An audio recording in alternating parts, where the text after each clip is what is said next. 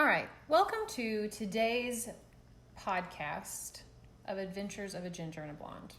Today we're going to talk to you a little bit about our Barcelona trip. We're calling this Have Blog, Will Travel. Ooh, I like it. Yes, so if we're not as funny as we normally are, it's because we're currently sipping lemon water instead of wine because We're still cleansing. The juice cleanse. Today is the last day. Chris. And so we'd rather have wine, but here we are, lemon water, middle of the day. Feeling healthy. So we got back from our trip to Barcelona a little over a week ago now, and we've had time to process it, really think through all the things, and it was an incredible trip. So we have some different podcasts we'd like to share with you. Yeah. We put together. Probably really. be a few different episodes. So today we want to start with the importance of spontaneity in your trip. Yeah, and we were kind of forced into spontaneity because of the Dominican Republic. We had our thing booked for that, and as you all know, some terrible things were happening, and we were like, you know what? That doesn't sound like it's going to be a good trip. We've told you before how Yes. important insurance is, and this is why. We had insurance on that trip, so we were able to back out quickly, turned around quickly. So in less than a month, we found a new place to go. Yeah, that was all thanks to Tyler, too. Yeah. So, but because it was all a quick turnaround, we were forced to be spontaneous on our trip. Because normally, By we really mean our girl Jess. normally I like to plan everything, and I like to know where we're going each day. I like to know the agenda. What outfits to pack. Agendas are my friend. But going into Barcelona, we only had two specific things that we had planned. We had trips and tickets to the Picasso Museum and tickets to the Sagrada Familia. And otherwise, everything was completely open. Yep. And we obviously had our hotel booked, but other than that, we were kind of, every day was our own to do whatever we wanted. And so we really kind of got to have fun and get lost and do all kinds of things. We ended up getting a Metro card, and so we used the Metro a lot and became very familiar with that. But truthfully, we just kind of like hopped around and went wherever we felt like going. The coolest part about being spontaneous, I think, at least in Barcelona where we were, was that we got lost. And there's so many beautiful like little side streets and so many different stores and restaurants and bars and shops. And so one of the most fun parts of the trip was just walking and popping in places. And yeah, by the end of it, I think we had said we walked like 70 some miles. Yes, we didn't, in a week. Didn't need to work out. No, we got our steps in for show. Absolutely. But as we got lost, what was really cool was you'd find these really cool little hole in the wall places, and then you'd talk to people, locals, other tourists, and we got some like super awesome recommendations. Yeah. So one of our favorite ones, I feel like, we went to this cute little hole in the wall bar. It was called Mino. That was like the first place we went in. Yep. It was like there was really no one there. But so we went in and we got some drinks and we started talking to... Had our first tapas. Yes. We started talking to the bartender and she gave us a bunch of really good recommendations of bars and stuff. But then as we were sitting there, we also heard this group of like Americans talking. And so we're like, oh, we should see where they're from. And so they ended up being like these random women from Ohio. But they had just gone on a Airbnb... Right? Excursion or experience. Yeah. And it was sailing with this local guy named David. And oh my gosh, we ended up like booking it right at the table right then and there.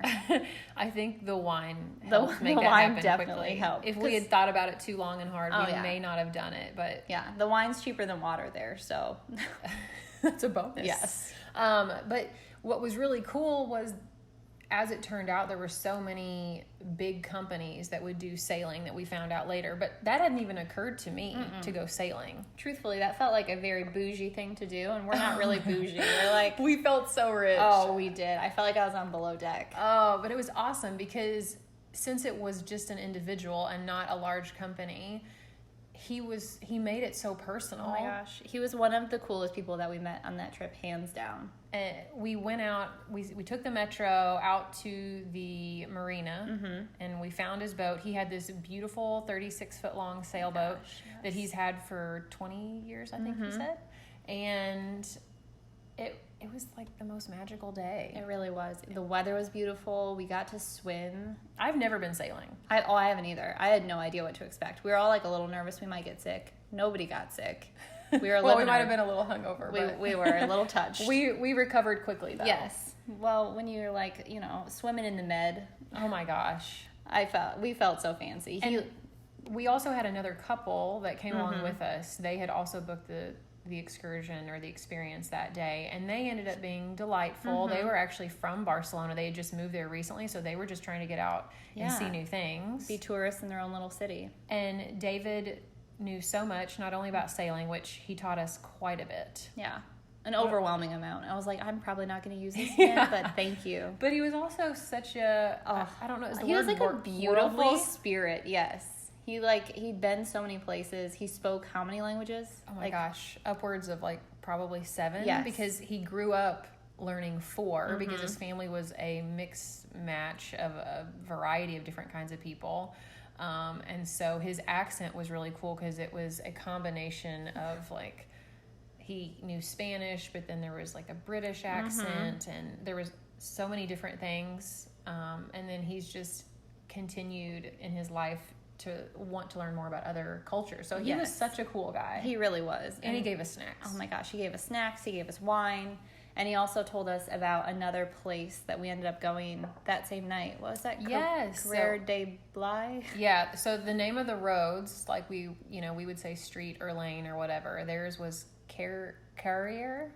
I'm not sure how you say it. Carrer. Our Espanol is weak. We've been home for a few weeks now. Basically, Bly Street. Yes. He told us, so our recommendation led to another recommendation, which apparently on Bly Street, it's just a street long of fun little restaurants, and we learned about pinchos, which are... They're kind of like tapas, but they're mostly served on little baguettes, right? Oh my gosh.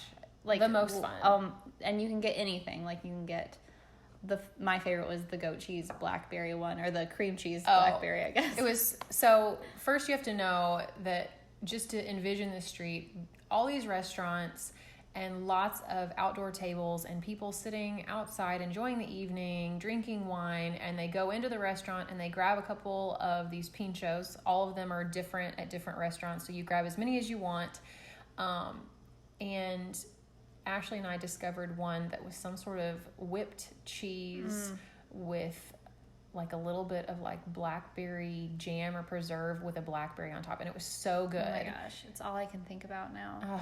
And we finally asked a waiter, what kind of cheese was this? Because in my mind, I was, trying to go through all the soft cheeses that I could. Yeah, I was like, this is going to be so hard to replicate at home. And he said, a Philadelphia. We're like, wait, Philadelphia cream. Oh, that's it. Yeah. So really exotic foods are being served. But the coolest part about the pinchos was they had sticks in them, kind of holding them together because they're usually stacked pretty high. And so at the end to pay, they would just count your sticks, and you paid per number of sticks. So it was cheap. Genius. I know. Like, that was one thing I absolutely loved about Barcelona. The drinks were cheap, the food was cheap, everything was cheap. And it was so good. And it was also just so cool to, like, experience that culture. Like, no one's in a hurry. Like, apparently the waiters and the waitresses don't get tips. And so they're not, like, stressed out. They're just kind of, like, coming as they want to come to you. You can order your drinks somewhere else, but just super laid back. And the whole concept is to just sit back and enjoy your time with the people you're with. Everyone's not off in a hurry to get the next thing done, or at least so it appears. Yeah, and no one's really on their phone. People are like having conversations. It's just very different. We had another good recommendation. Ashley had found, maybe it was through TripAdvisor, the Nevermind bar. Oh, yeah. And in there we like most evenings, we just didn't really know where we'd end up for dinner. And so we talked to the bartender, which we did multiple times in different places where we would ask someone. We talked to everyone. What they recommended we eat. And he suggested, actually, he said, I know it's not typical Barcelona food, but there was a Greek restaurant. Oh my gosh. And we had such a good time there. Yes. But stuff like that was so cool that you could just not only talk to the locals, but then they gave you their thoughts on what was good. And so you weren't just going based on American tourists on TripAdvisor. Exactly. Because I think you can get stuck in like the tourist trap. And we really did wanted find to good avoid stuff it. on TripAdvisor, We did. but we didn't want to get stuck in like the tourist parts of town. So we really kind of blazed our own trail, which was super fun. And then another thing that we did that felt super spontaneous was renting a car. Terrifying, but also very cool. Oh my goodness. So actually a girl that Ed went to high school with had just been to Barcelona, and she had posted pictures, and I was like, oh my gosh, we're going. Can you recommend anything? And she recommended this beach, which is like kind of a private-ish beach, and it's down, or is it up the coast? Down the coast. Tarragona? Yeah. I don't know. But anyway, we rented a car and we drove through the city of Barcelona, which was an experience all in itself. Yeah. Well, and you have to know Barcelona has its own beach. It's just heavily populated with tourists. And Barcelona is beautiful, but the beach on its own is not the most beautiful thing. So we were just trying to find a more private beach, more exotic is not the word, but just not super, again, touristy. We wanted to avoid it. So this recommendation ended up being fantastic because not only did we go to a new beach, but we also got the experience of driving in Barcelona, which was terrifying. Once we got on the highway, it was okay. And Ed did a fantastic job. He did. But we also... It was a stick shift. Yes. And this recommendation also included taking the scenic route, which... was amazing. I'm just like a huge chicken when it comes to like mountains or I don't know, anything beautiful.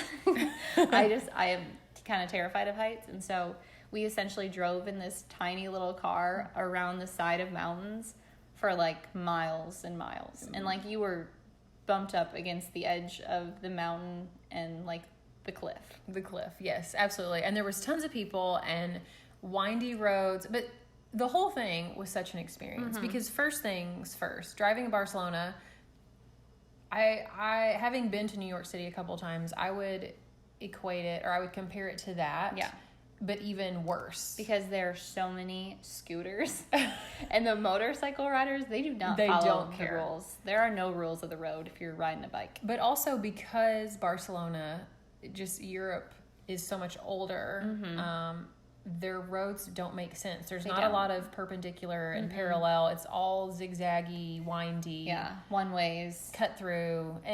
And so poor Ed, well, luckily we were in the back seat. Ed and Tyler really did a good job navigating and getting around. But we just tried to stay quiet because we knew we were going to piss him off if every time he did something we go, that's my go-to move. But once we got out on the scenic route, I feel like Ed calmed down and was less stressed, but we were more stressed because the windy roads and the tight space was very scary. Really? He was having the time of his life. He felt like he was like Jeff Gordon back there. He was really race car driving. Yeah.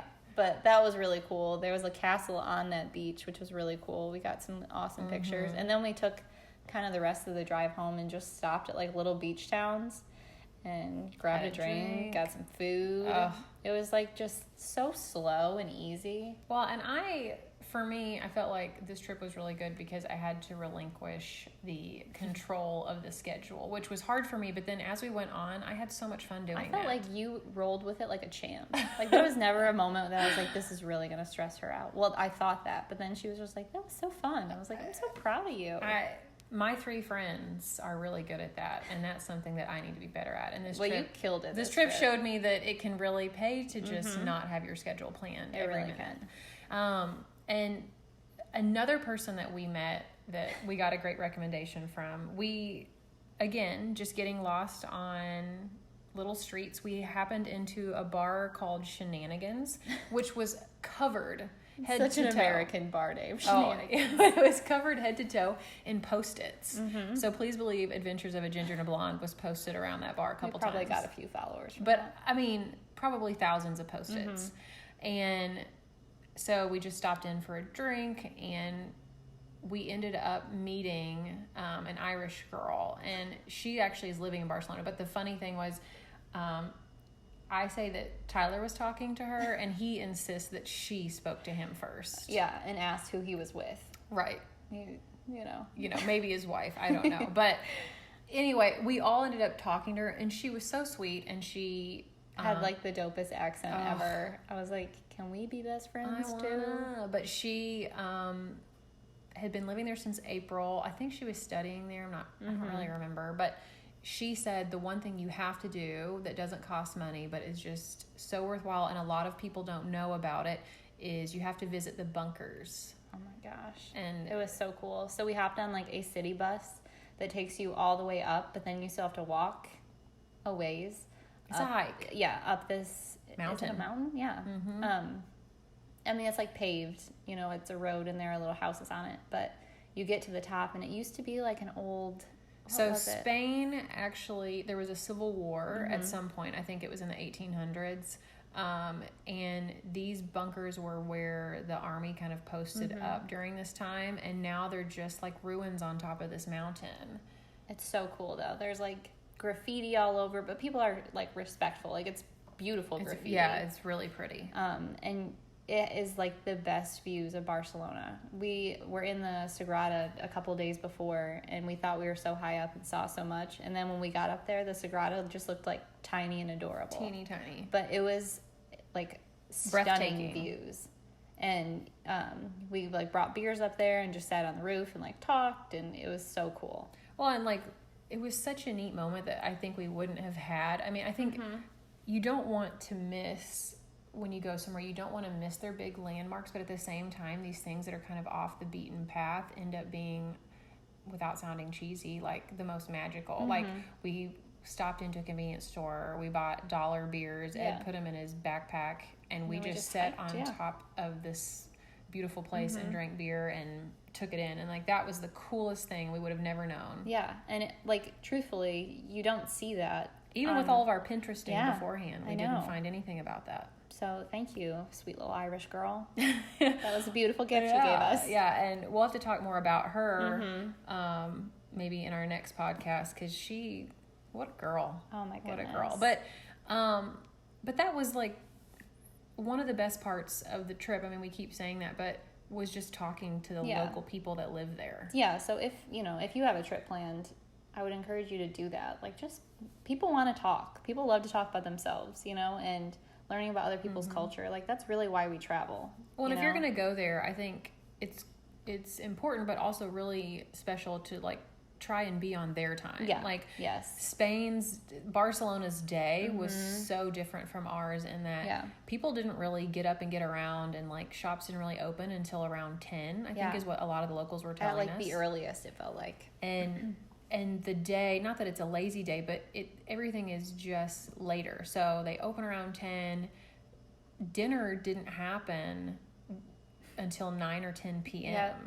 And when we were in Greece, I think we kind of ate on our own time, like what our normal day would be. But we really tried to follow their flow this time in Barcelona. And I think it was so much neater to... Yeah, it really paid off because we got to meet all those cool people. And experience it with them. Yeah. And even, like, the bars are open much later. Like, one night, I'm pretty sure we closed a club down. It was the night we... About 4 a.m. Yes, it was, like, 4 a.m. But that was a recommendation, too, from our Mino bartender. Yep, another recommendation. It was awesome, and we had so much fun. But it was, like, 4 a.m., and we all looked at each other. We're like, oh, my gosh, have we ever done this since college? I don't think so. We are wild. But, yeah, the vacation really did us in. Absolutely. We... a really fun conversation that we had as far as talking to locals. We hopped into... it was actually an Irish pub, which I know, but we hopped into an Irish pub one night and started to talk to the bartender there. His name was Pujan, and he was while he is a local, he is actually from Nepal. Yep. But he was the coolest guy. And we talked to him for probably an hour and a half. At least, yeah. And he was telling us all about his life and how... he loves Barcelona. Him and his wife live here, and they had an arranged marriage. And it was just like such a cool story, just kind of hearing it from his point of view. Because, we all have like heard about it, but I've never really talked to someone with an arranged marriage. So it was just really interesting to get his take on it. And he was open and honest about it, and he didn't really seem bitter about it. And what was cool was that was just the culture that he comes from, and he explained it, and he answered questions that we had, and talked to us about kind of our lives too, and was curious, but also, you know, when I left, we talked about how it makes me want to go home, and like I need to learn another language. Oh my goodness. Everyone you meet in Barcelona speaks at least 2 languages, if not 3 or 4. And it just made me feel like, I don't know. I feel like we're doing it wrong. We are. As Americans. Like, we should all be speaking a couple different languages. So we made a pact that we're going to teach our kids, or we're going to have someone else teach our kids, because we sure as hell are Rosetta not teaching. Stone, would you like to sponsor us? Yeah, right? Because we want to learn. We're eager to learn. Absolutely. It's just taking the time to do it. Yeah. And I think it's easier when they're learning as like little kids in their house, you know? Yeah, for sure. And we're going to take just a brief pause for just a moment for a sponsored advertisement. Today's podcast is brought to you by Drinkwell. Drinkwell is the world's first daily multivitamin created specifically for healthy people who drink alcohol. Designed to replenish nutrients, support liver health, and process alcohol-induced toxins, Drinkwell was formulated by a PhD in biomedical science and neuropathic physician. As featured on the Today Show, Men's Vogue, G4 TV, Urban Daddy, and many more. So, drink well. All right, so back to the podcast. I think we're wrapping up for today.